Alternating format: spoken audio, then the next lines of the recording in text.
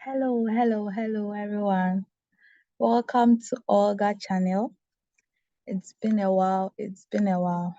Alright, so today I'm going to walk us through a question on how to combine the concept from monopoly and perfect competition market together, right, in one diagram. But then we'll solve some questions and then we will take it from there. Today I'm not going to keep long. I've written all the solution. I'm just coming to explain. So please follow me, okay? I have an exam to write, so I have to go and study. So please pay attention. It's not difficult. It's just some one or two things that you just need to add up to the knowledge you already have. Okay. So let's look at the question. So this is the question. Consider a monopolist that faces the following market demand and total cost functions. That's Q is equal to 22.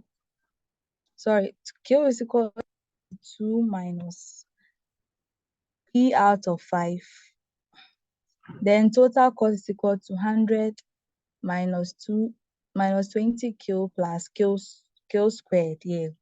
The first question says, find the profit maximizing price and output for this firm. At this price quantity combination, how much is consumer surplus?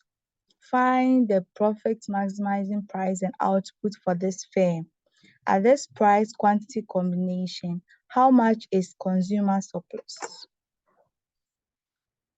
So for the first question, the question wants you to find the profit maximizing price and output.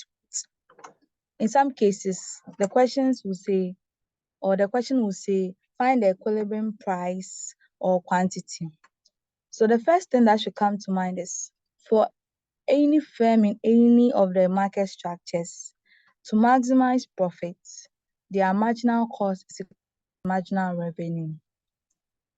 That's the first condition that should come in mind when you find or you hear anyone say, what is the profit maximizing output or price for this particular market, for this particular firm. So for this question, it's a monopoly market, and they want us to find the profit maximizing output, right, and price. So for firms in a monopoly market, or for a firm in a monopoly market, because a monopoly market is or consists of only one firm, right? Only one firm. So to maximize its profits, the firm equates its marginal cost to its marginal revenue. So that is what we have here. Marginal cost is equal to marginal revenue. And how do we find marginal cost? Is the change in total cost divided by the change in quantity. But then from our question, the total cost is not in raw figures, right? It's an equation. So we need to differentiate the total cost function in order to get the marginal cost function. So when we differentiate this total cost function with respect to quantity, we get marginal cost being negative 10 plus 2Q. Why? Because the constant will go to 0. This Q has only one power. So the power will multiply the coefficient. Then the Q will go to 0 because will go to 1, because 1 minus 1 is 0. And then any number raised to the power 0 is 1. So we get negative 10. Then this Q is squared. The 2 multiply the coefficient, which is 1. Then the Q is subtract 1 from the power, which is 2. So we get 2Q. So that's how we got the marginal cost here. Negative 10 plus 2Q. Then now we need to find what's marginal revenue. So you see how I'm doing it step by step. So first, questions like this, if you read all and you are getting overwhelmed, just get the first condition and flow with the first condition. Then be able to answer the rest. Okay. So to find marginal revenue, it's the change in total revenue over our change in quantity. But in our case, since we are dealing with equations, we need to differentiate, right? But then before you can differentiate, you need to find total revenue. How do we find total revenue? total revenue is equal to price times quantity, right? And then don't forget that from this formula, we said what marginal revenue is equal to the differential of total revenue over the for quantity. So you have to make sure that the total revenue is in quantity, right, and not in price. So total revenue is equal to price times quantity. So we need to first make what price from this demand equation the subject, right? Because it's a price times quantity. So we need price to be the subject here. So when you do the change of subjects, you get what price be equal to 110 minus 5Q. So you can do it on your own to check whether you get price being equal to 110 minus 5Q. From here, we can what find the total revenue. That's price times quantity. So we get total revenue to be 110Q minus 5Q squared. Then we can differentiate the total revenue to get our marginal revenue. So when you differentiate, this Q has a power of 1. So to multiply the 110, then we get 110. Then the power is just 1. So the power will go to 0 and then Q become 1. Then here the power is 2. So 2 multiply the 5 and we get 10. When you subtract 1 from the power, then we get 10Q. So our marginal revenue will be 110 minus what 10Q. Then you are now coming to satisfy the condition here that says MC is equal to what? MR. So we bring our marginal cost, then we equate it to our marginal revenue. So when you solve it, you end up with a quantity of what? 10. So this quantity of 10 is what the profit maximizing output for the monopoly. That is the output the monopoly what is willing to produce. And he will use this quantity to set his price in the market. We shouldn't forget that the monopoly is what a price maker. He can charge the price he wants in the market, right? But he can't control both price and quantity. He can only what influence what the price. But then the price will come out, or the price that he will set will be based on his profit maximizing output. Okay. So from the calculation, we got Q to be 10. So the price that the monopoly will set in the market will be based on its profit maximizing output.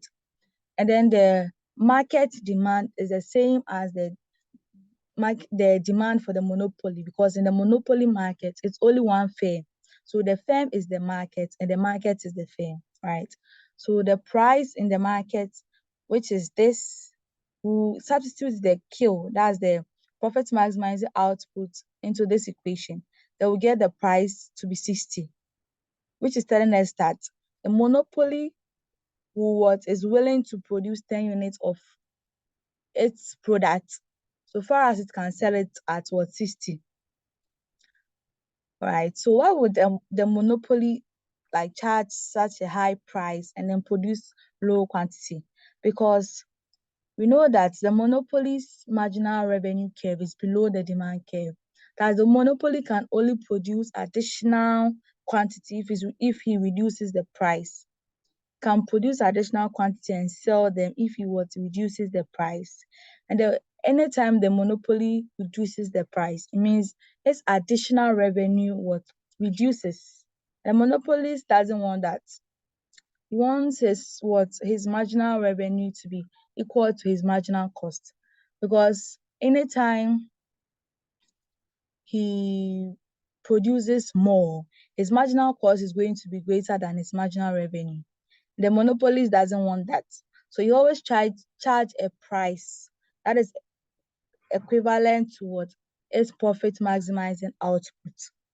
Okay, so that's for the first question. That was to find the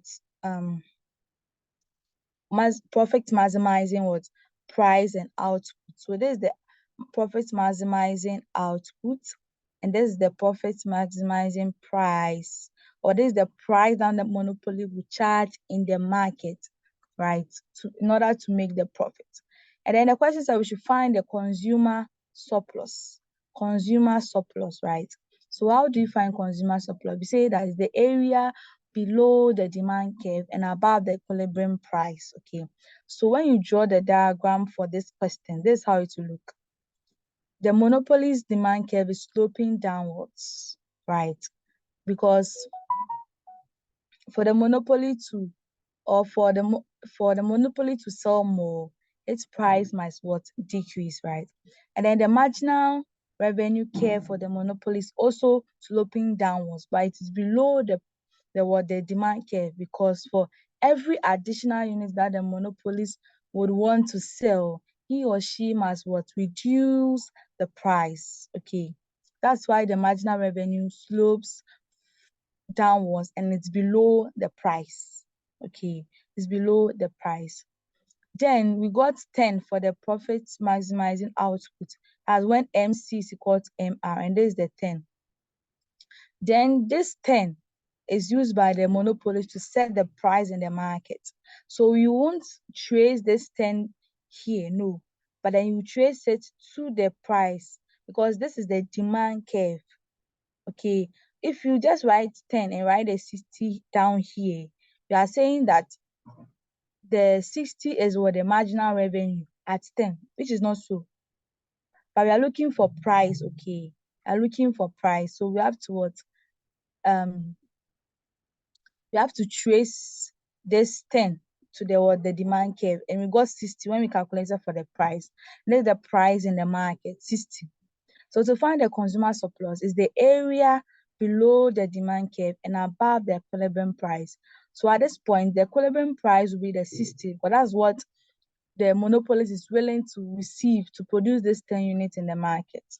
So to find the consumer surplus, and also the 110 here is the intercept. See, when you make the price the subject from this place, we have an intercept of what? 110, and that is what is here.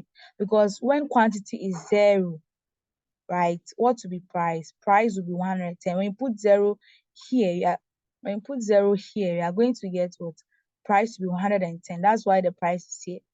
Okay, so this price is what the consumers were willing to pay for the product. And the 60 is the equilibrium price that is in the market. That's the price the monopolist is charging.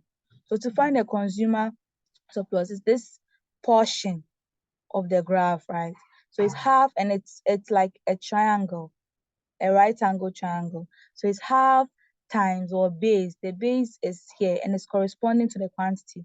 That's 10 minus 0 times the height, which is the price portion, 110 minus 60.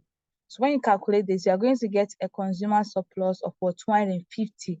So if the monopolist charges this high price, the surplus consumers are going to get just only 250, which wouldn't have been so if we were in a perfect competitive market. Okay. So we've answered the consumer surplus side of the question.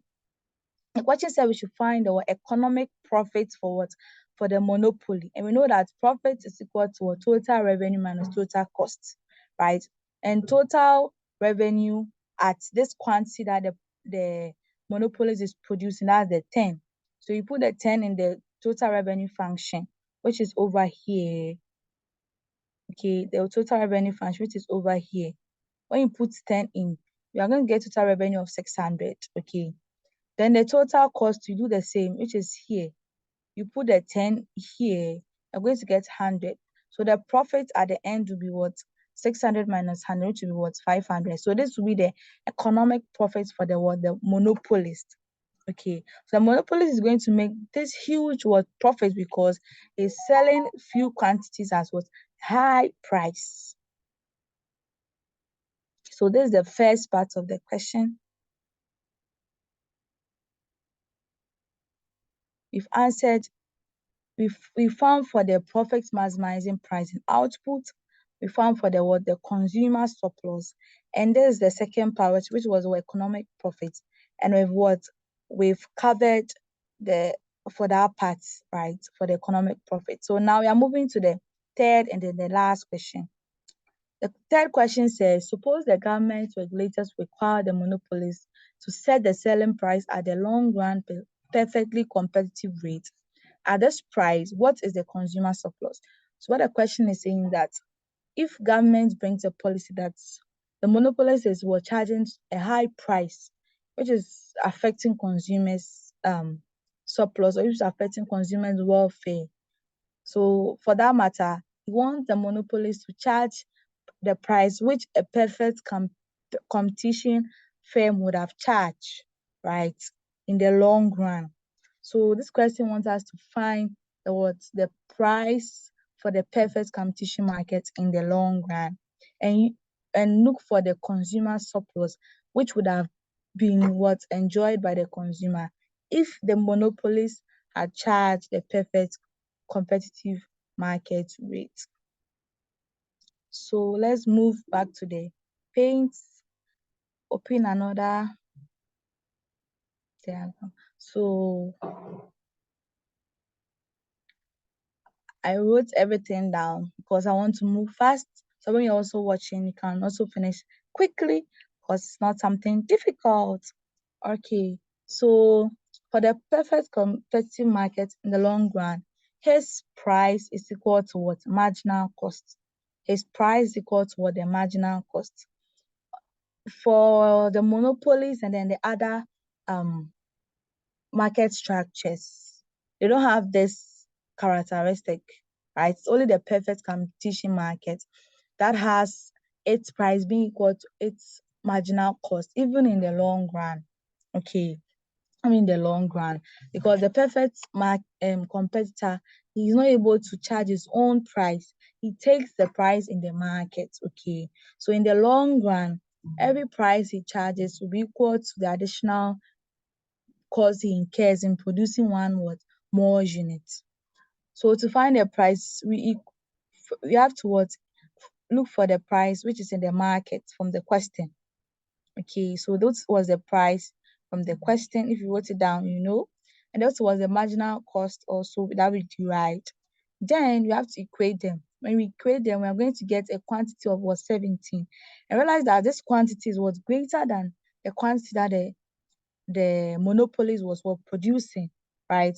Because the perfect competitor can only increase quantity if he wants to make more revenue, because the price is already fixed in the market. So to find the price in a perfect competition market in the long run, you put the quantity in the price formula here. Okay. Then you get this. So realize that the price that will be charged for a perfect competition market is lesser than the price that the monopolist is charging, right? Which is 24.3. Okay. So it's an approximation. Someone might use 2 decimal place, 1 decimal place. It's up to you. What matters is your understanding. Okay. So we need to put all this in a graph because the question says we should find the consumer surplus at this point. So the graph, if you draw the graph yourself, it would look nicer. But because I'm using paint and pencil, it's kind of but then we'll manage. So we know that the monopolist has its demand curve sloping downwards, right? Its marginal revenue curve is also sloping downwards, but it's below the demand curve. Because for every 1 unit that the monopolist want to produce or sell, it has to reduce the price. Okay, that's why the marginal revenue is below the demand curve. Then, if the monopolist was to charge the perfect competition market rate, then we know that the price, right? The demand curve will be equal to the marginal cost. And then the price that we get at that point is 24.3. And then this 60 is the monopolist price that he's charging currently. And then this 110 is the intercept for the demand curve. That's 110. And we saw it, or I said it earlier. So now someone as well from this 10. Okay, so this 10. So when the monopolist was looking for his profit maximized output, he had to equate the marginal cost for the marginal revenue, right? So if you want to know the marginal cost for the monopoly at this profit maximizing output, you just put the 10 in the marginal cost curve. You can also put the 10 in the marginal revenue, because at this point, it's an intersection, so you get the same what figure. So when you put the 10 in the marginal revenue, you're going to get a 10. And this 10 would be equivalent to the price that will be here. Okay. So this is the 10 that will be here. So this should have been the minimum price that what the monopolist was willing to take. Right? This is the minimum price, the lowest price would ever charge his product.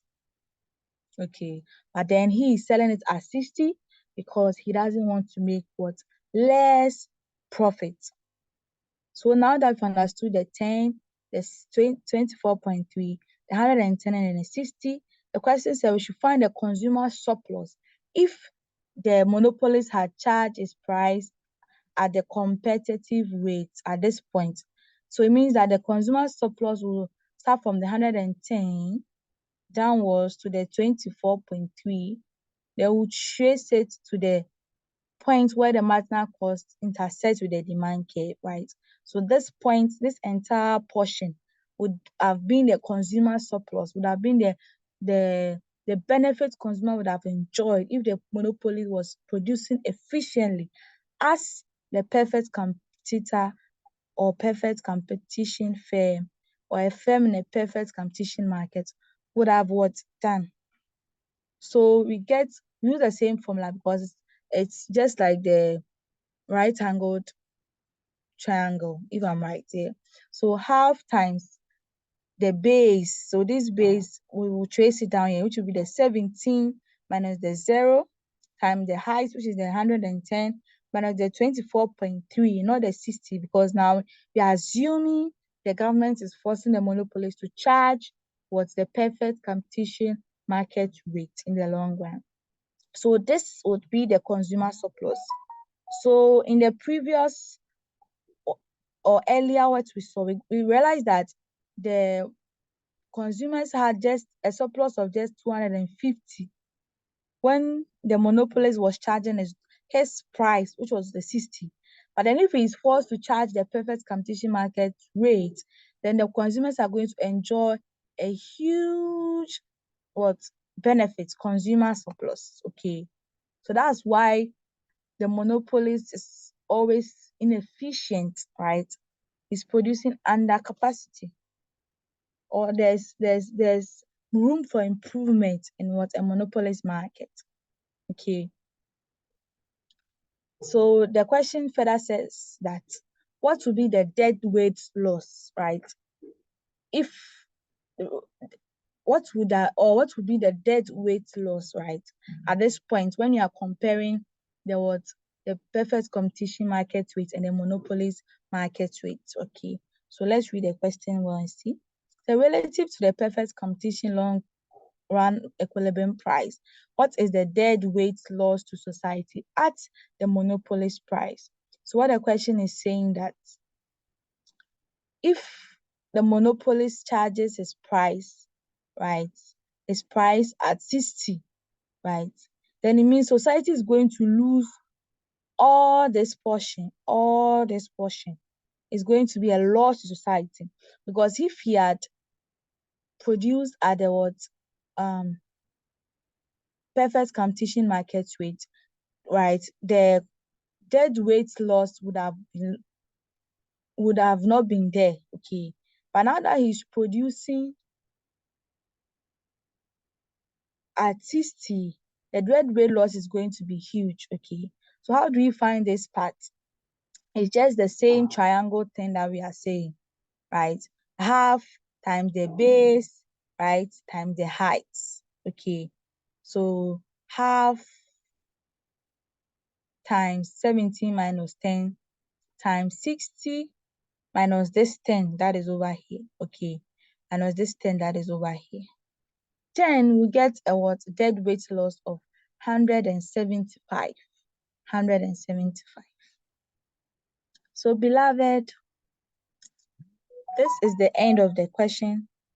I just wanted to show like how to solve questions in this case. Okay.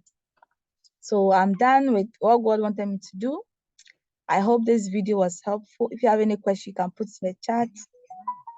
You can put it in the comment section. Okay, put in the comment section. And please don't forget to like, share, and subscribe. And God surely bless you, bless you, bless you, bless you, bless you. Thank you for your time. Thank you for your time. Have a